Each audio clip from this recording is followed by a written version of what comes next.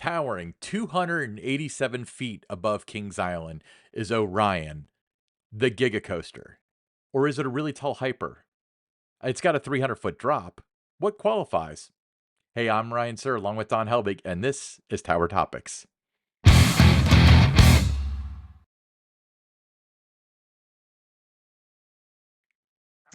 Tower Topics is a podcast by Kings Island fans for Kings Island fans because that's who we are and that's who we care about.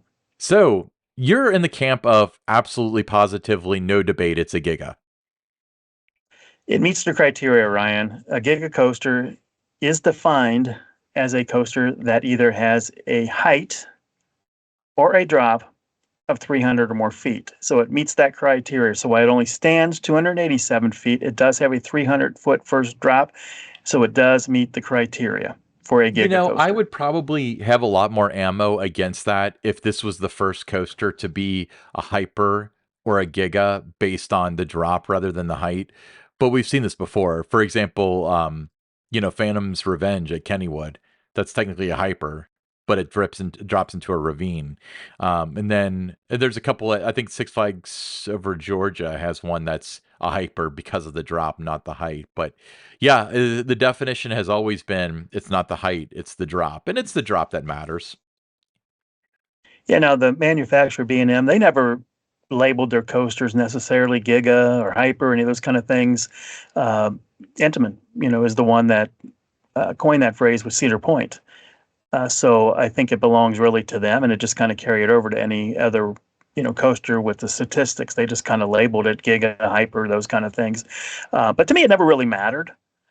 Whether it's a Giga, it's a Hyper, is it a good ride? That's the question I always ask. Is it a good ride? Is it a good experience? Is it something I want to ride again, after my first cycle on it? So to me, that's the criteria I go for over Giga or Hyper is how good is the ride? Well, we've discussed this before. The records that are set are important on 2 days, the announcement day and opening day. And then after that, it doesn't matter because once you're in that seat, you don't care how tall it is. You don't care how fast it is. You care about the sensation you get, the experience you get. All of that is far more important than any statistic that you could throw on some sort of fact sheet. Ryan, do you like Orion or Diamondback better? If you can only ride one, which one are you choosing? Honestly, I would unequivocally say that I like Diamondback better. Diamondback, I feel like has aged very, very well, and I know I'm going to get a lot of hate of people that it rattles or whatever. I don't think that's a big deal.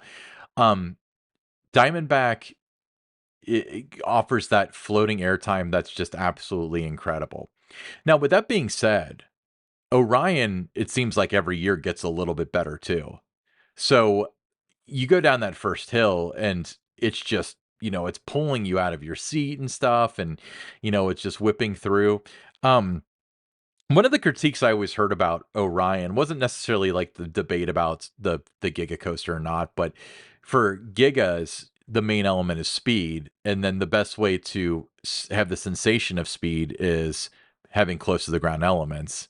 Well, Orion doesn't do that at all. It has very tall elements, which I guess is kind of cool when it comes to like airtime and stuff, but for displaying the speed, kind of like Millennium Force does, or even Intimidator 305, it doesn't have that kind of element to it.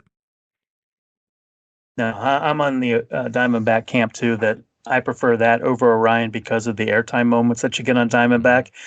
Just feels to me like there's a little bit more action there on that coaster than is Orion. But I do enjoy Orion. No, I love Orion. I really do enjoy it, and I probably enjoy it a little bit more every time I ride it. Now, Diamondback is not without its flaws.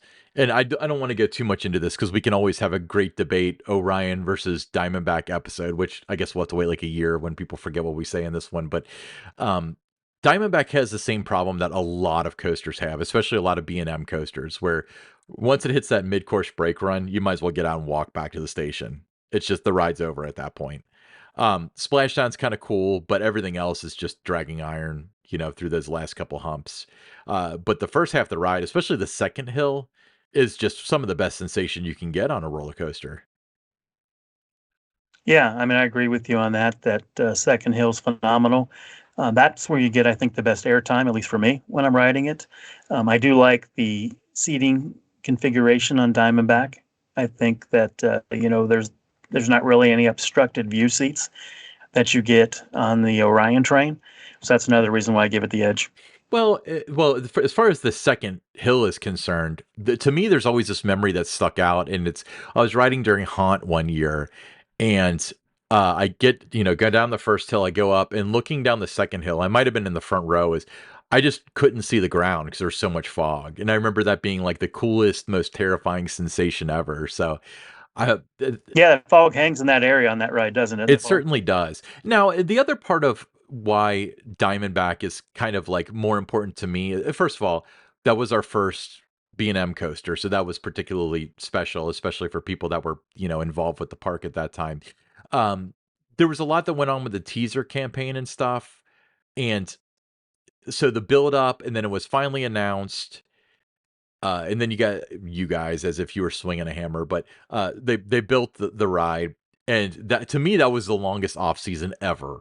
Was waiting for that ride to open. I that 2008 to 2009 off season was 5 years long as far as I'm concerned. Um, but with now with Orion, there was some discrepancy. That was 2020. We all know that there was a little something going on there that kind of disrupted stuff, but I just feel like the buildup wasn't the same. It didn't hit the same way. Yeah, I've heard that a lot, Ryan, from a number of regular guests at Kings Island, the coaster enthusiast community, that it didn't have that same vibe that you had, that same anticipation, excitement with Diamondback. Being the first B&M coaster at Kings Island, that was going to be a big thing with Diamondback. There was a lot of mystery surrounding it because in 2008, guests could come to the park and they saw right away that Swan Lake had been drained. They'd ride the train and they'd see all the ravines and everything, and some of the trees not being cut out to make room for this. So there was just a lot of intrigue with Diamondback, and I think the name really helped a lot too. That name and logo, it's one of the logos that's going to withstand the test. 30 years from now, people, if that ride's still there, people are still going to buy the merchandise because that logo is just one of the best, I think, in the industry. So there's a lot of reasons why Diamondback, I think, had a lot more going for it than Orion did when it opened. Yeah, and there was both of them had open to the public announcements, and I was front and center for the Diamondback one. And now the Diamondback one, to put everything on a a fair playing field, that was really cool. I remember you had your interns dress up like cowboys and stuff. And the one thing that did not work, and this is a technological thing that you dealt with in 2008, but you had the POV on the screens and stuff. You couldn't really see the screens because they just didn't have stuff like that at the time where there would be enough lumens where you could see it. But nonetheless, the attention was there. Everyone was interested. It was like, okay, can I zip ahead 6 months now at that point? But with Orion, the announcement, That was my first big major thing you know, uh, was the Diamondback announcement. And, you mentioned the screens. We kind of thought about that, doing it at 2 o'clock in the afternoon. We had to do that again. That probably would have been a nighttime announcement, but we did have that working yeah, model. I was going to bring that up as well, and that was really really cool. I remember the big buzz around the working model was, why is the lift hill a different color than the rest of this? Okay, I know we're supposed to be I debating. can tell you why that. I can tell you why that was done, and that was at that time they wanted to. The leadership of the park wanted to accentuate the height. So by making the supports going over the midway a different color than the rest of the ride, that was intended to accentuate the height of the ride, which at the time was the tallest ride at the park. I mean, it wasn't the tallest 200, ride at the 200 park. well, besides the tower, Well, but I yeah, mean, roller coaster, tallest coaster. 230, Yeah. yeah, 230 feet. So that's why that was done. So here's the thing. When it on the model it looked absurd. Like I thought it was stupid. In practice, yeah, the supports that were kind of like out past the Tomb Raider building, they were so off the path that I had actually kind of forgotten that they were a different color, to be honest with you. And then with over time, as the paint faded, you couldn't tell the difference anyway. But they came back and they painted the supports a mushroom brown last year. So why didn't they do that again? Was it just kind of like this isn't the tallest anymore, so who cares? Like, what was the thought process behind it? Yeah, I mean, it didn't matter anymore, and I think it just that was just going to be a good color combination throughout. Real quick, one other fun fact about the Diamondback announcement, something we didn't do, but we talked about doing, wanted to do, but it kind of got nixed, and probably for a good reason, is we wanted to have live rattlesnakes Yeah, there. I'm glad you didn't. Yeah, we wanted to have the Diamondback snakes, and we just thought, well, what if some of them, that was what the safety team, well, what if some of them get out? Well, I mean, there are a lot of places that have live rattlesnakes and stuff that know how to handle them and stuff. But yeah, from an outsider standpoint, I can see why it would be dumb. Now, Knott's Berry Farm does have that little Easter egg where you're supposed to reach your hand in it. Or no, you're supposed to look inside and it says warning baby rattlers. And you look inside and it's like rattlers. Well, I wasn't comfortable with the idea of those being on the stage, next to me when we were making the announcement. But I thought if they could be near the model or something, it would be all right. Yeah. Or like you could have like a confetti cannon shoot, but instead of confetti, it shoots rattlesnakes. Yeah, but it's probably the right call not to bring the rattlesnakes in, the Diamondback snakes Well, and there. plus But back you to didn't want the Orion. There, narrative to go that direction where even whether it went right or wrong. Let's even if it went perfectly, people are saying Kings Island had rattlesnakes, you know. I mean, I guess that would probably garner some attention, but that's a very secondary story to what you would announce. So I understand yeah. that. But let's get back. So we're talking about the Orion announcement contrasting with Diamondback, all right?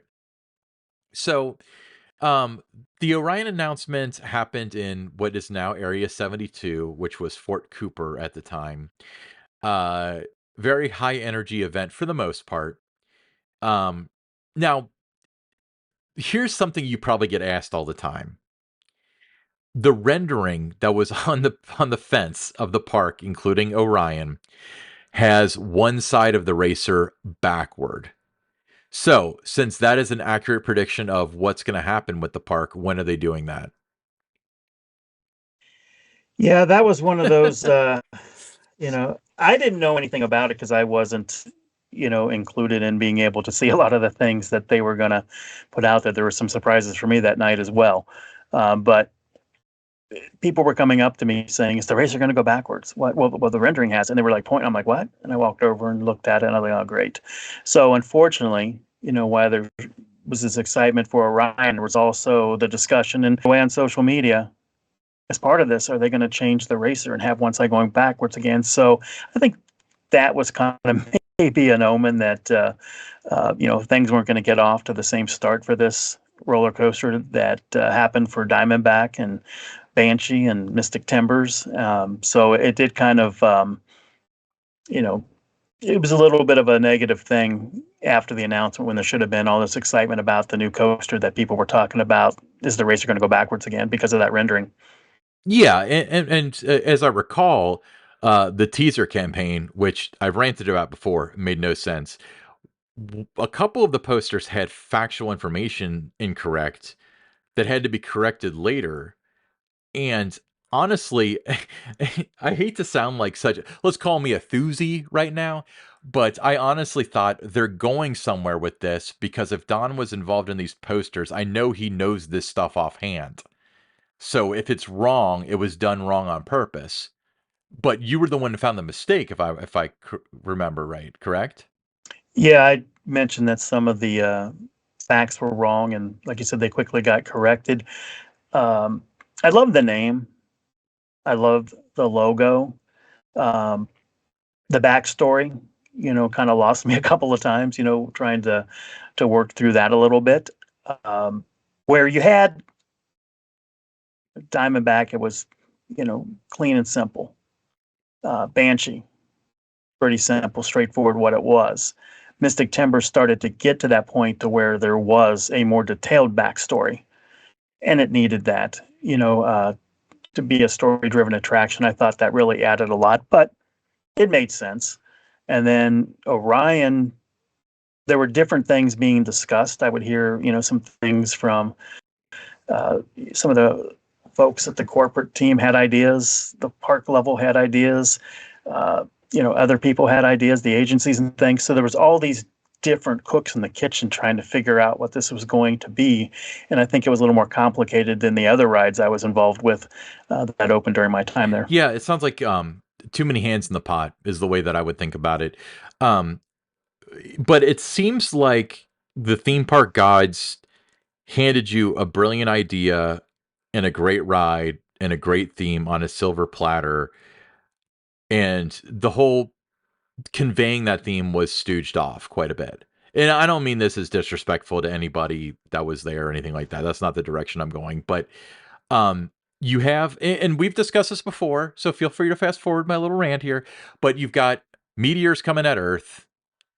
Orion had something to do with that. I think you're supposed to like test pilot and find another planet in the Orion system, if I recall. The story's so lost now that it doesn't even matter.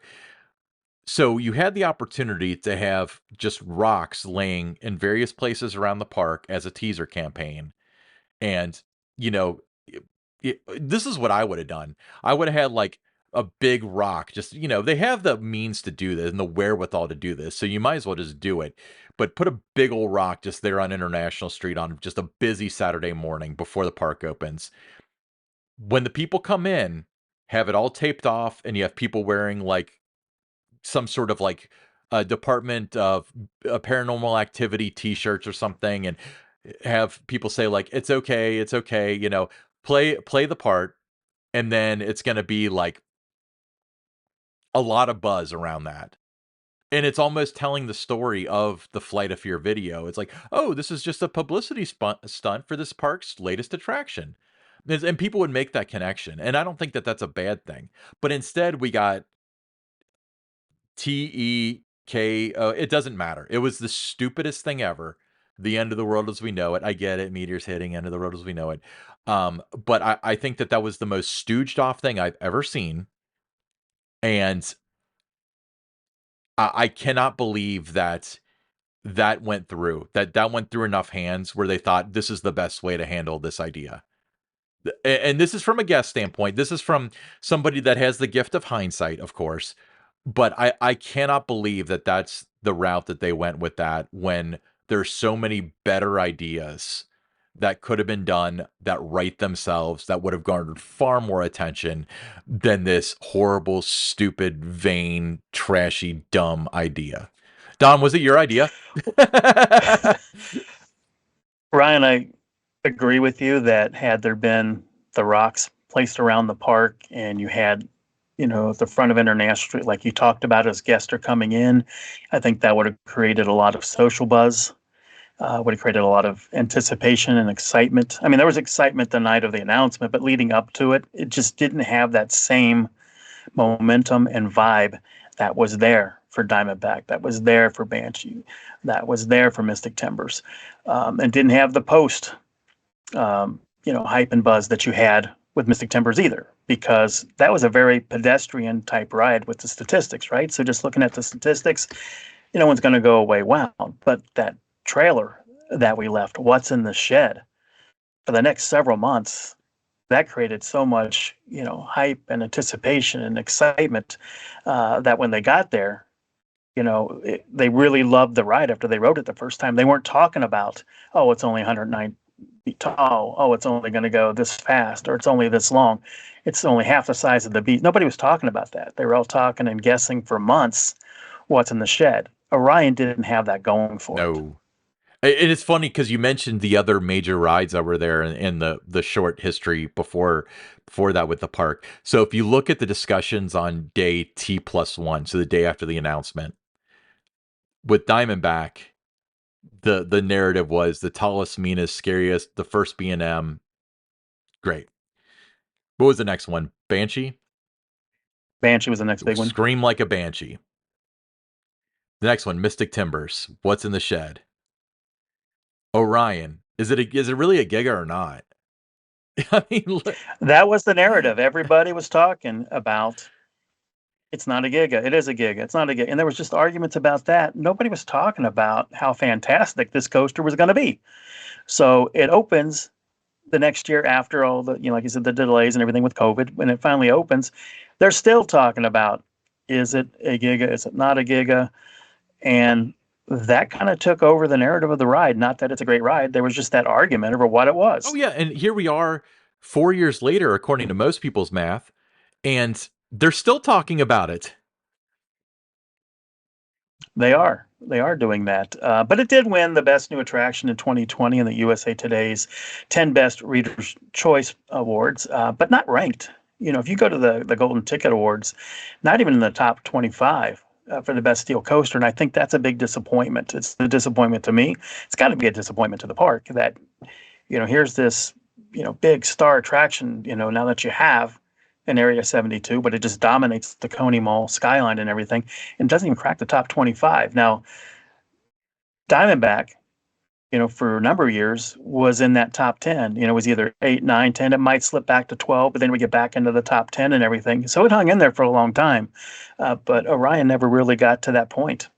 Well, to set the scene, top 25 in 2020, none of the SeaWorld parks opened their new rides.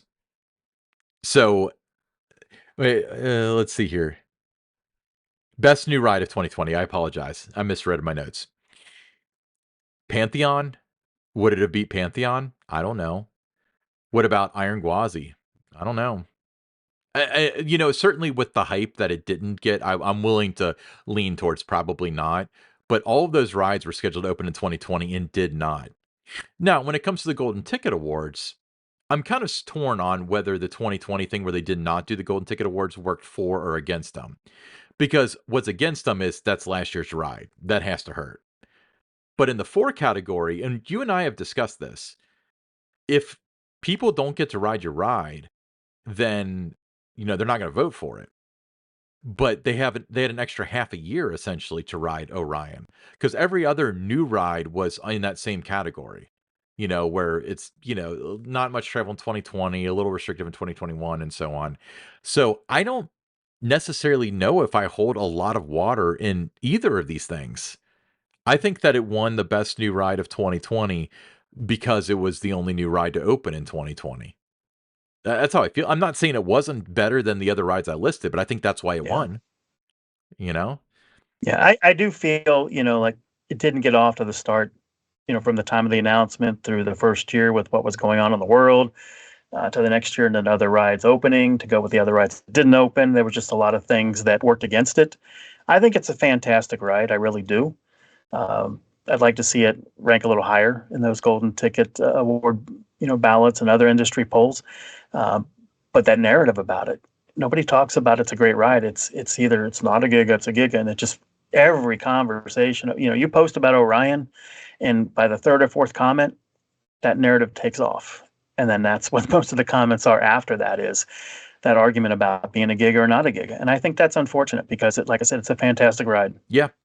And you know, it, it all started from day one because people should have been talking about the new ride and not talking about whether or not it's a Giga. The narrative should have been controlled because it would have been a lot more canned nowadays if it was controlled back then. You are correct, sir. But, you know, with that being said, they did the announcement, they did it in Area 72. Some ups and downs from that. They did have pyro, which will always get a thumbs up for me because I love fireworks. The pacing was kind of odd. They had one of your characters, shall we say, come out and play like a wacky doctor or something, and then we had you know, a member of the Kings Island team make the announcement. Mr. Kuntz, uh, I believe, actually did the announcement. But there was a lot of stopping and starting and a lot of telling irrelevant stories during the announcement. As I, you know, it's like I was gonna tell my daughter about it. It's like I don't care. You're gonna unveil a ride. Just tell me what it is. You know. Yeah. Now, the one thing I will say, I was doing a live stream Hmm. of that for the Kings Island blog, and I was stunned when I got back to the office to see how many people viewed that video. It was over 70,000 people watched that video. Nice. So there was a lot of eyeballs on it around the country. So you know, I was proud of that. You know, part of it that night that I was able to drive that much traffic to the website, and that traffic led to season pass sales because passes went on sale, right away after that. So from that part, that was my takeaway from it. That I was excited about the result of the things I was involved with that night on the announcement. Yeah, and if you have a major announcement, especially for what everyone knew was going to be a giga, or at least what most people perceived is going to be a giga, that's going to garner interest. But 70,000, I mean, that's nothing to scoff at. That's fantastic. Don, I'm having fun with this conversation, so I don't want it to end. So I did want to let's do a little kind of like a intellectual game here, and let's design the teaser campaign ourselves from the first one all the way up to the announcement, because I feel like, and of course, again, this is the gift of hindsight. We saw everything that went down. We know what the ride is, so we have an advantage. But just for fun, um, I don't think I would necessarily start on day one with putting boulders around the park. I think I'd start like way smaller. What would you do to kick off the campaign? Like, let's say late July or so. I would have started at a Memorial Oh, Day, that early? and I would have started. Yeah, I would have started. Yeah, you want to, get everybody going. That's what happened with the timeline. Banshee, Mystic Timbers, Diamondback. Those kind of things. When you started to see the signage, the Ride Sally Ride, and those kind of things going on the fence, that all was coming about as we got toward Memorial Day. So you want to get the momentum going. You want to have guests coming back again, the pass holders, the coaster enthusiast. I got to go back tomorrow. I got to go back this week again just to see if there's any more teaser things out there so that you get that repeat visitor by playing that card earlier. I think when you start to do it around Memorial Day. Yes, I would have started with, just a couple of boulders popping up, one at a time, in different strategic places. I think, now when you look at where, uh, the antique cars, the Kings Mills Antique Autos, like where that entrance Mhm. is, that's where the dinosaurs alive attraction was. I would have put something maybe like down there by Yeah. Windseeker to start it off, and then kind of worked your way around, the Coney Mall area a little bit. I would have put some back by Flight of Fear, and then as you got closer, maybe by mid-July, that's when you do the big one out front on International Street and have the character, the actors and that dressed up. So when guests come in, you take a picture of that, of everybody, them surrounding and looking at this rock. What is it? Maybe you have some little like steam and that coming out from it. And you send that picture out. You put it on the AP wire and I get it on that, and that's going everywhere. And then there's just all this big, buzz and excitement, going into your August announcement. Yeah, I agree. And so I was thinking like you could be really creative if you had the planning. You know what's one thing I was thinking of? You wouldn't want to do this to the main Kings Island sign because I imagine that's a little bit more like Cinderella Castle at Disney World where people would be more upset than anything that they don't get their pictures, but maybe intentionally put up a sign for opening day that has something dumb on it like the park map or something like that somewhere in Coney Mall. Just so people wouldn't think about it. It's just something that's new that's there. But then at some point have it so there's a rock in the bottom and the sign's been crushed, so it seems like it actually did collateral damage. I think that would have been a cool little twist. And then going into the actual announcement, so we agree that we Yeah, I definitely would have wanted to do something like that. But at that time, my role had transitioned, after the Mystic Timbers announcement to fully on the digital side. So I wasn't necessarily in that, let's plan the media announcement for this. But yeah, I would have done something like we're talking about here. I think it would have been really creative. I think it would have created a lot of conversation. Social media would have been a buzz. You're involving your guest with it. I think there just would have been a lot of real positives, and would have got a lot more momentum for the ride pre-announcement, and it would have carried over, post-announcement. I don't think as many people would have been focused on whether or not it's a Giga they or would have not. been far more focused on whether or not it's a story. I would have played into the Bureau of Paranormal Activity thing. I would have bought Bureau of Paranormal Activity.com or something and somehow directed people to it, probably with a QR code, use an excuse to do that. And it starts off with there's nothing to see here. This page does not exist, Yeah, like that sort of thing, where it's clearly like they're covering up something. Or even put like a password on it just so people try to get into it, that sort of thing.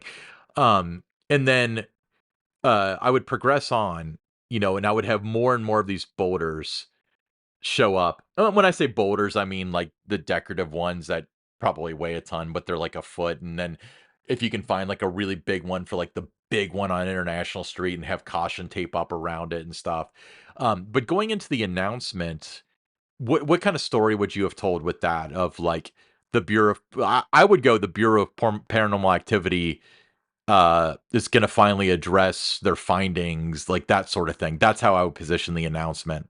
I would have done that too, and then I think there would have been a lot more sense, or just understanding paid to, they have that little vehicle before you go into Area 72, and it's, got, the announcements and that are being made. I think that would have made a lot more sense to everybody today had you focused on that back then. Yeah, and then that brings you back to Bureau of Paranormal Activity.com, where you go to a video of an actor, kind of like the video in Flight of Fear, like, all right, I'm breaking into the mainframe.